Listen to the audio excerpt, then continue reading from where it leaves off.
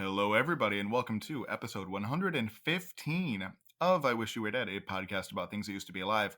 My name is Gavin, that is Mike and Fia, and because you're hearing my voice, that means that I didn't have to do work for this episode.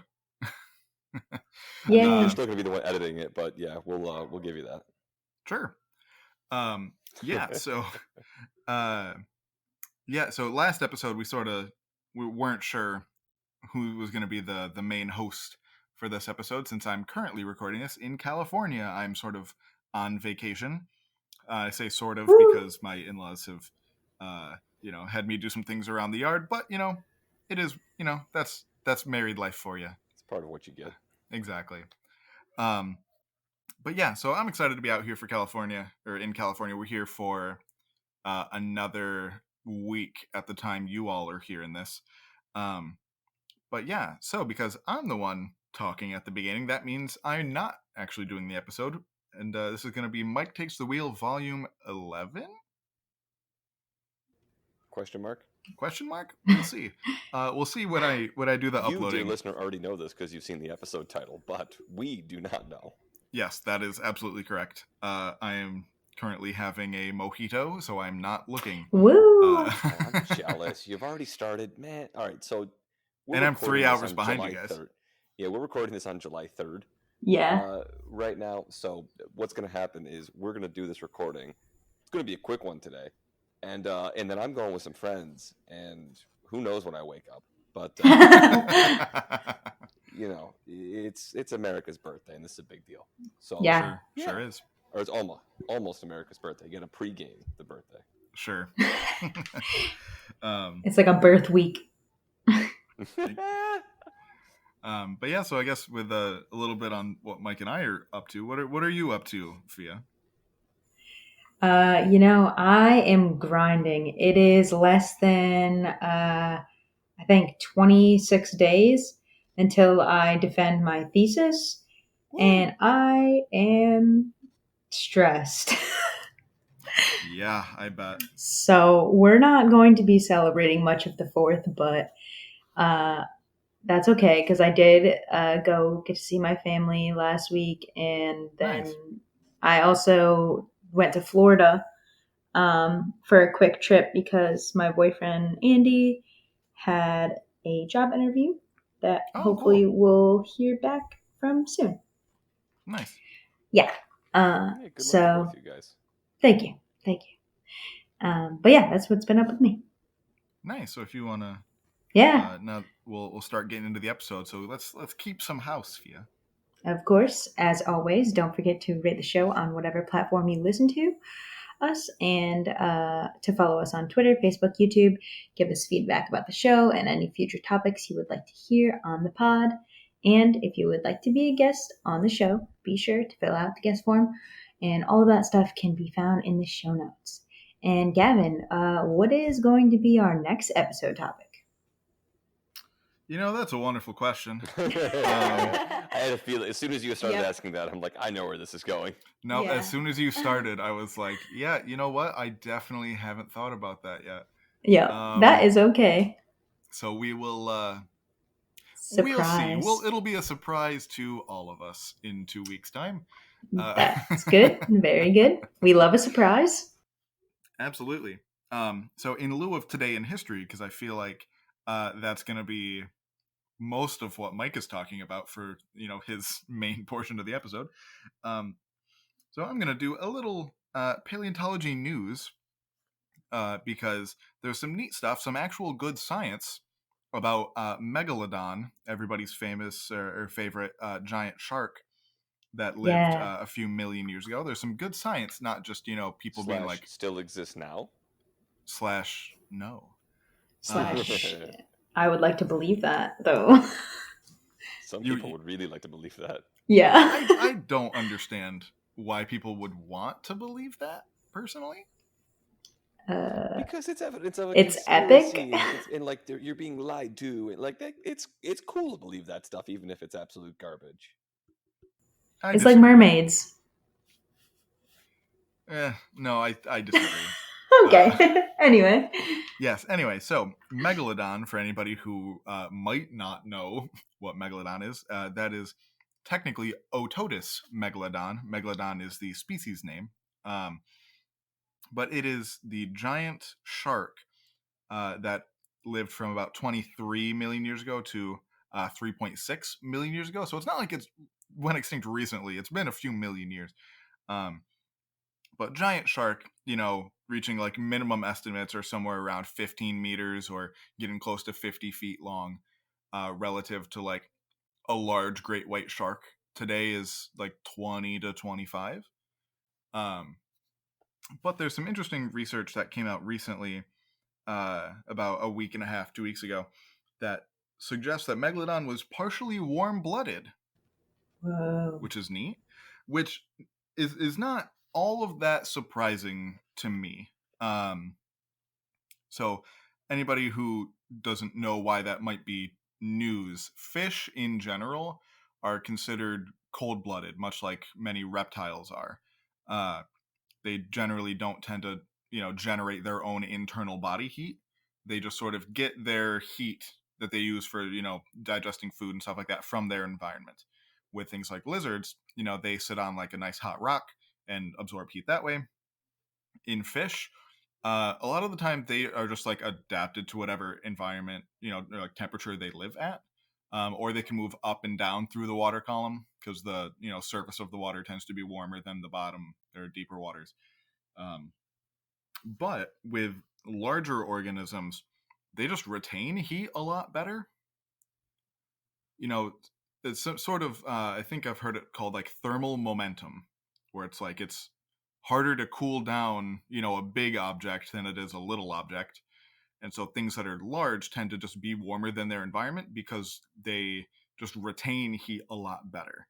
Um, so the idea that it would be a higher temperature than its environment isn't super surprising. Plus, there are, I think, a couple species of shark that don't generate heat like a mammal does, sort of like you just existing generates heat as a mammal. But sort of the friction of moving their muscles heats them up. Hmm. That's Yeah. kind of cool. That is Yeah. that is super interesting. Like friction. Wow. Okay. Yeah. And granted, that's the case for some species of living sharks, and then there's also some things like tuna, which are not very closely related to sharks at all. But they have most fish meat, like you think of like salmon, is kind of whiter. But if you ever seen like tuna, that's red meat. That meat is the red meat versus white meat is sort of energetically different, and red meat Hmm. tends to Yeah. be uh, what generates heat. So even some other fish are known to at least partially do it. Um, but based on some different isotope things, found mostly in teeth of megalodon, because with sharks they don't really have true bones per se. It's all Yeah. cartilage. Um, but they suggest that megalodon had an overall body temperature of about 27 degrees Celsius, which is uh, Hmm. not blazing hot by any means. Let me do a quick conversion uh, to freedom units here because it's 4th of July. It's like 90, 100 ish. No, so 90? that'd be 37. Wait. Oh, yeah. Sorry. Hmm. Yeah, so 27 is about 80. Cool. So like I said, not as warm as like a mammal per se. Um, but that's what you would definitely expect for like a large predator, because it's mostly thought that megalodon hunted whales for the most part, and to be that active swimming around, you would need kind of a higher energy requirement than you would think of for like a normal fish. So uh, yeah, just some more neat actual science about megalodon keeps coming out, and it makes me happy. Can you say the official name of megalodon again, like the scientific name? Yeah, so it's gone back and forth for a long time. A lot of times you would just often see it abbreviated like the letter C period megalodon, Mm-hmm. because it was sort of debated whether it was in the genus Carcarius, which I think is the same genus as great white sharks, or Carcaricles, which is a different genus. However, that has since not been favored in the last probably like 5 years or so. But the genus is Ototus, um, which is sort of the main genus for what are called megatoothed sharks, which are exactly what they sound like. There are other really large sharks that aren't quite megalodon size, but get quite big. Ototus sounds like the name of the guy that's riding in the passenger seat when you need to get your car towed. Like you've got Cletus who's driving the vehicle, and then Ototus is like his backup I that's love there it. with him. It's his buddy. Aw. That was the whole reason why I needed you to repeat the name of that there, because it had been sticking in my head the whole time. Ototus. These are the hard hitting points that Yes. we have on Like, on this podcast here. If I'm not on the show for stuff like this, I'm not sure why I'm on the show. True. But yeah, You're here because you're a good buddy. yeah. Of course, all three of us are good buddies. And speaking of good buddies, good buddy Fia, I believe you've got some Swamp Corner news for us. I do. So today I have a nice little shrimpy for you. It's the white shrimp, Penaeus sativarius. It has a whole bunch of common names. I'll name a few of my favorite. The Atlantic white shrimp, Daytona shrimp, Ooh. southern shrimp, blue-tailed shrimp. But there's also green-tailed shrimp, so that's confusing. So yeah, it's got a whole bunch of names, but most commonly white shrimp. It's a species of prawn found in the Atlantic coast of North America and in the Gulf of Mexico. It was one of the earliest shrimp fisheries in the United States, though I'm not really sure if they're still doing that anymore. Don't quote me on that. But these white shrimp, they're omnivores. They eat seagrass and detritus. They are also a great food source to many other fish that rely on them that are more commercially valuable fish, like the red drum, and then also sea turtles will eat these shrimp. And they have a weird spawning pattern. They kind of will breed in the water when it's warm. So when the water is increasing to warmer temperatures in the spring, and then when it's kind of warm and kind of declining in the fall, and then during the spring, they'll breed in the estuaries, kind of up towards where like the coastal areas. But then in the spring, when there's a lot of rain, it flushes all the shrimp out into the ocean. And then in the eastern part of the United States, because these shrimp are cold-blooded or ectothermic, they need warm water to survive. And so in the eastern United States, they'll migrate down towards the south to warmer waters. Neat. So yeah. I might be putting you a little on the spot here. What is the difference between a shrimp and a prawn? Yeah, you said that they're technically prawns, not shrimp, right? And is there a difference? Number one, I don't know. Okay. I think it might have to do with a size class thing, but I don't know that there's actually a technical difference. Okay. But I'm not sure. Yeah, because especially like being from the north, I know like shrimp is obviously a much bigger thing down in Louisiana. But I hear a lot of people like from the south call them prawns much more often than I do like people in the north. And I'm like, is it like an actual like difference, or is it just like a local thing? I don't know. Okay, so I'm seeing here that I think it's a like family branch off, or like some sort of file. I want to say yes, that they're different, but within the same like decapod crustacean order. Gotcha. Yes. Cool. Yeah. Sorry to not give you a clear answer. I was not. I don't know shrimps like that. That's okay. But anyway, Mike, what do we have today? Yeah. So today for Mike Takes the Wheel, I was telling these guys that this will probably be a reasonably quick episode even for me. This is somebody that I was already kind of broadly aware of, and then the New York Times has this series of on people. I'm looking for what it's called, Overlooked, where just kind of people. The idea is that we've talked about before on this podcast, and just existing on this planet. White dudes tend to kind of dominate headlines as well as obituaries.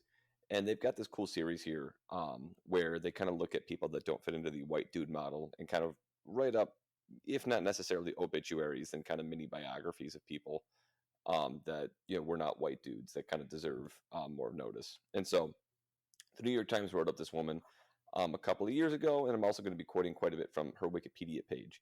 But Gavin and Fia, you might be able to answer this too, but Gavin has a better shot here.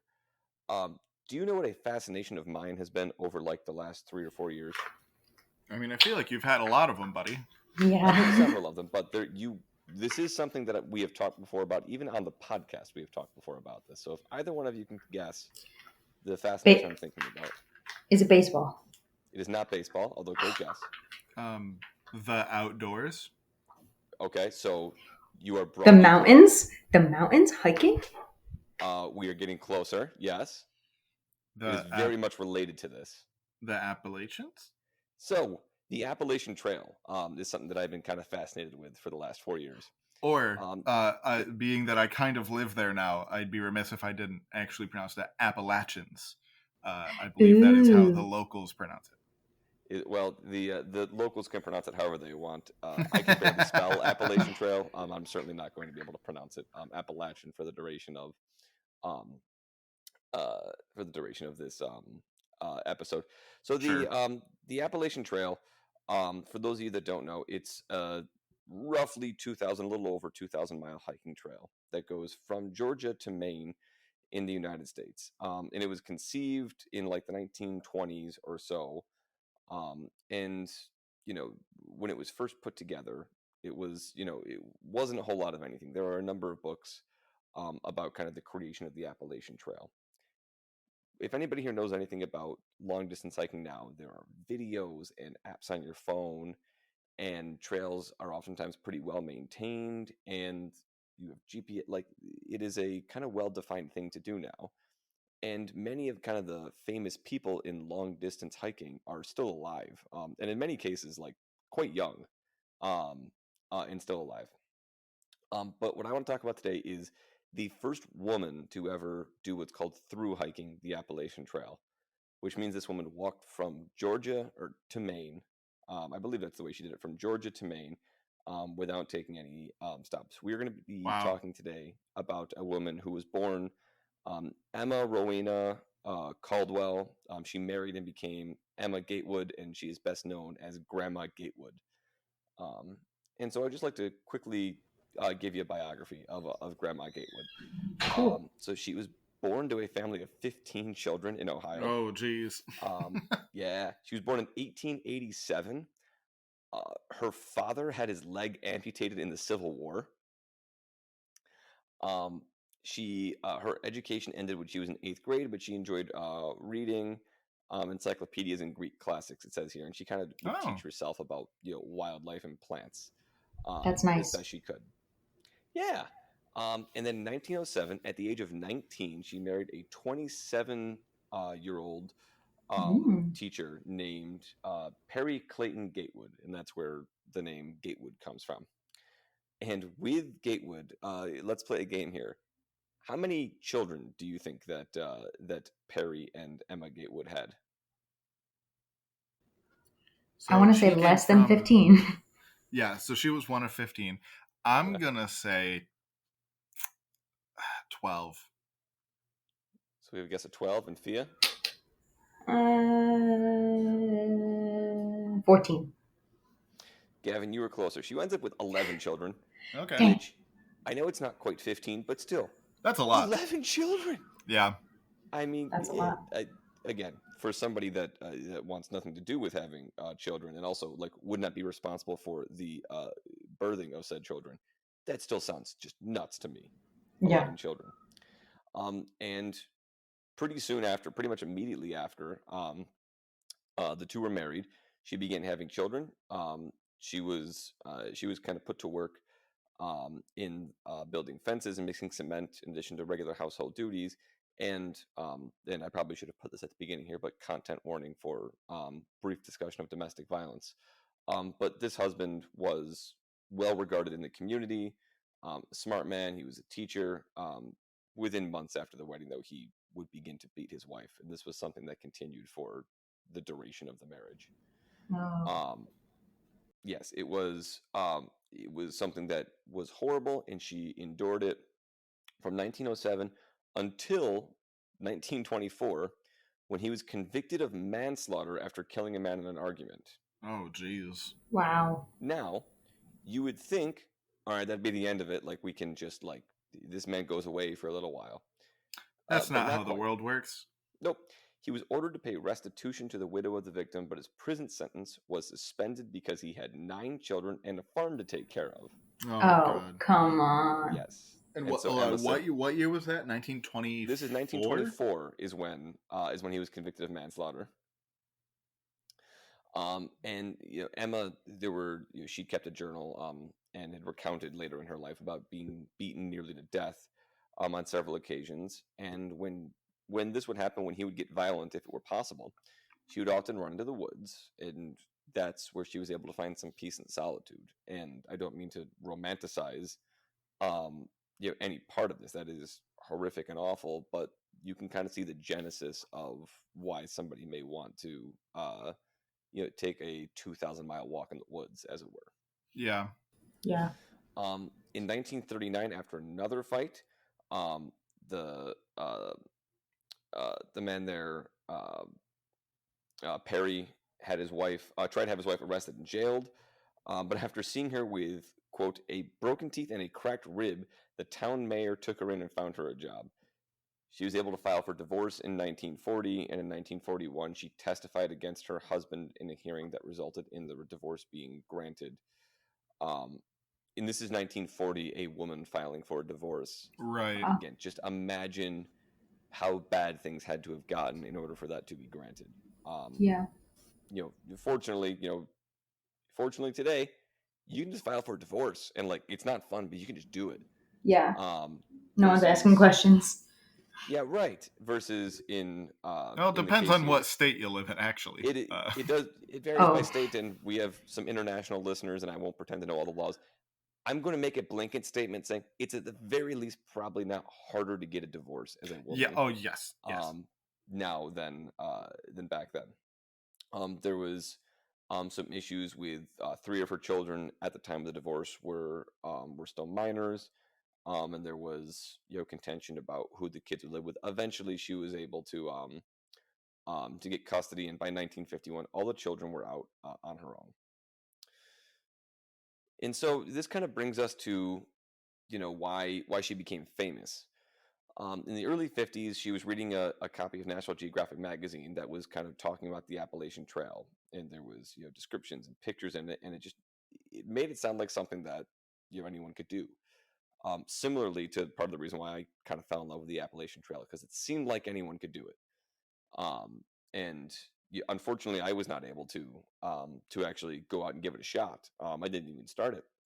But Grandma Gatewood did.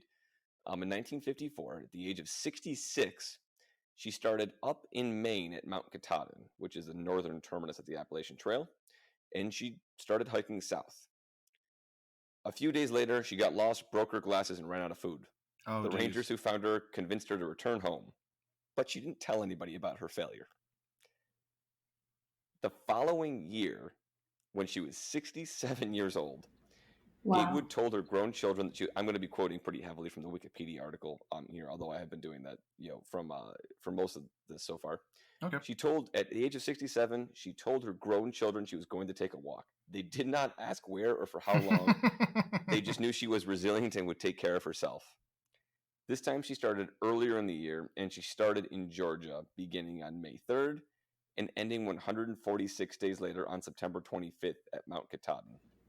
Wow. At the top of Baxter Peak, she signed the register, sang the first verse of the song America the Beautiful, and spoke out loud, "I did it." I said I'd do it, and I've done it. And this is remarkable on so many for so many reasons. Number one, just how old she was, and you Yeah. know, I don't think there's anybody in the world that would accuse me of ageism by saying when you are in your late 60s to do a 2,000-mile hike in the woods is in, just it is incredibly difficult. It's difficult for somebody in their 20s Yeah. to be able to pull that off. In your 60s, especially somebody who had been routinely beaten throughout the course of her life, it is incredible. It gets more incredible, however, when you find out that even by the standards of the time, she did not have anywhere near the proper equipment to be able to complete this hike. Uh, uh, because the National Geographic article had given her the impression that it was easy and it would be no problem. There were Right. cabins Yeah. all along the way. She took little in the way of outdoor gear. No tent, no sleeping bag, just a shower curtain to keep the rain off. Oh my God. She wore some shoes that, well, I'm not 100% sure, were just not fit for that kind of long Right. distance backpacking. And she carried a small notebook, some clothes she found, and food in a homemade denim bag slung over her shoulder. When she couldn't find the shelter, she slept on piles of leaves. On cold nights, she heated large flat stones and used as a warm bed. When she ran out of food, she ate berries and other edible plants she recognized. That is Wow. insane. It is nuts.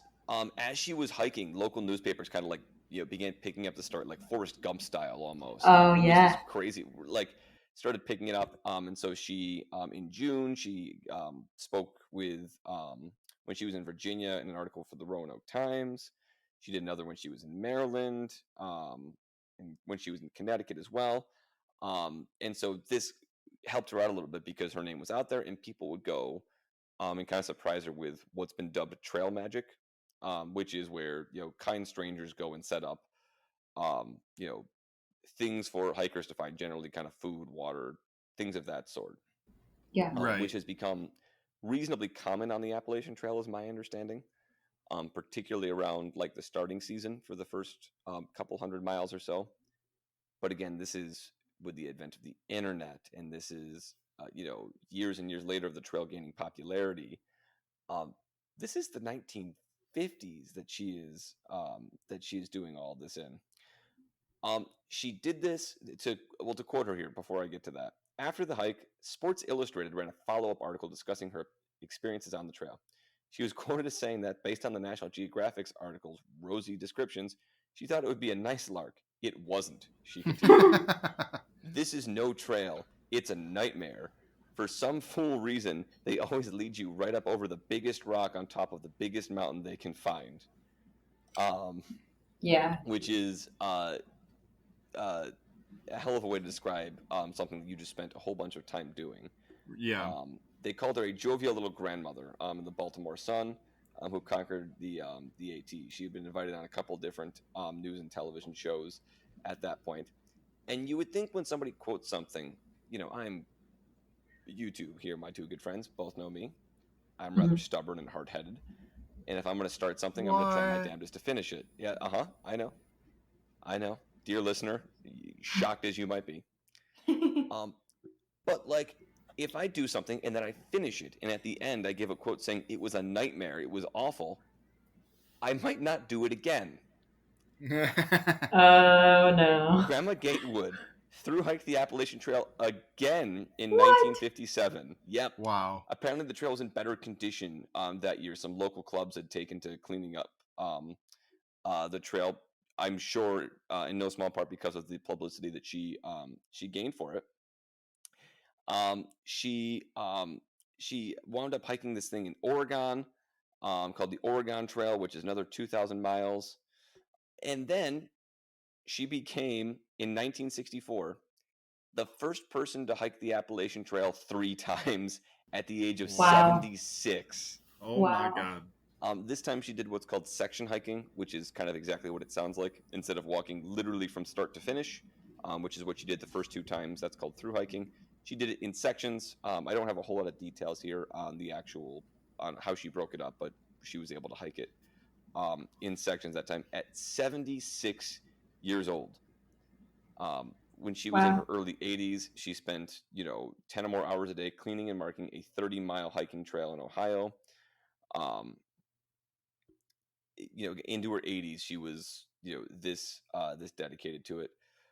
She was a founding member of the Roanoke Appalachian Club, and eventually at age 85, she died of a heart attack. She had one surviving sister, 66 living descendants, including 11 children, 24 grandchildren, 30 great grandchildren, and one What? great great grandchild. Wow. Wow. Yes, there is, and I don't have uh, the details in front of me here, but I believe every year, I believe it's that 30-mile stretch of trail. If not there, then it could be somewhere else. But every year there are a number of people that get together, put on the same gear that Grandma Gatewood had when she started hiking. Here we go. Every January in 1967, she leads a 6-mile walk in Ohio. For her last hike in 1973, more than 25 hikers joined her. The hike has become even more popular over the years. In 2013, more than 4,000 people joined in, often wearing the same wildly inadequate outfit that she wore to hike that, to kind of remember Jeez. her and remember what she was able to go through. By the end of her life, she had walked more than 14,000 miles, or the equivalent of more than halfway around the Earth. Whoa. It says Wow. here. Yes, and this is again somebody who did not begin her hiking until 1955, when she was in her 60s. Wow. Just this is it is the kind of woman that you just want to like sit down with over over some lunch and just have Yeah. her tell you stories the same way, if you've ever met like an old World War II veteran, you just want them to tell you stories. This is a woman that deserves to be certainly remembered, particularly by anybody who is an outdoorsy or hiking type. And so Grandma Gatewood is the well-deserved subject of this episode of Mike Takes the Wheel. Did they Awesome. ever say why she went back after she said it was so horrible? So there is a book about this called Grandma Gatewood's Walk. I do not have it. I want to make sure I get the name and the authors correct. But so I don't have that information right here. Hmm. But it I would imagine the fact that it was cleaned up a little better, the fact that she may not have had much else to do at this point. Yeah. Yes, Right. Grandma Gatewood's Walk: The Inspiring Story of the Woman Who Saved the Appalachian Trail, by Ben Montgomery. Oh. Okay. Cool. Yeah, so I don't know why. If you want to know more, it is definitely something that you can check out. As I'm Googling it right now, it looks like Google Books has like a full version of this question mark. Oh, cool. So you can just read it for free just by Googling Grandma Gatewood's Walk. It came out in 2014, and this is definitely at some point something I'd like to learn more about. Just Really cool. an incredible woman, and again, kind of fitting in the theme of trying to highlight people from marginalized backgrounds, and Grandma Gatewood is certainly one of those people. That's Yeah, awesome. absolutely. All right, that is all I have here today. Gavin, you Although want to I take us do out? have, Yeah. yeah, I do have a quick thing, just since you mentioned National Geographic so much. What do you got? So something actually happened this week as well, that puts National Geographic in not the best light. Oh no. Uh, they laid off all of their staff writers. Oh no.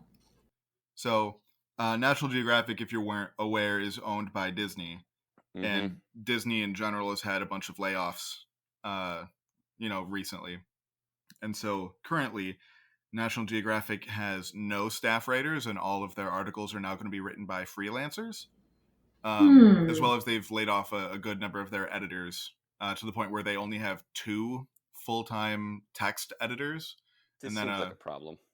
yeah, and I mean, just in general, anytime a company lays off, regular paid salary workers in favor of freelancers is not great. Right. Um, and it's a real shame, considering that in my opinion, one of the best um paleontology science communicators who's still doing like the traditional media sort of thing instead of like podcasts and things. He's named Michael Greshko, and he was a staff writer for National Geographic and is now currently unemployed. Mm. So yeah, it's just a bummer, especially to me personally, just because like there was a point in time right around when we started this podcast where becoming like a staff writer for something to the effect of National Geographic or Science Magazine was my goal, and honestly was one of the goals of starting this podcast, was to help me get better at science communication.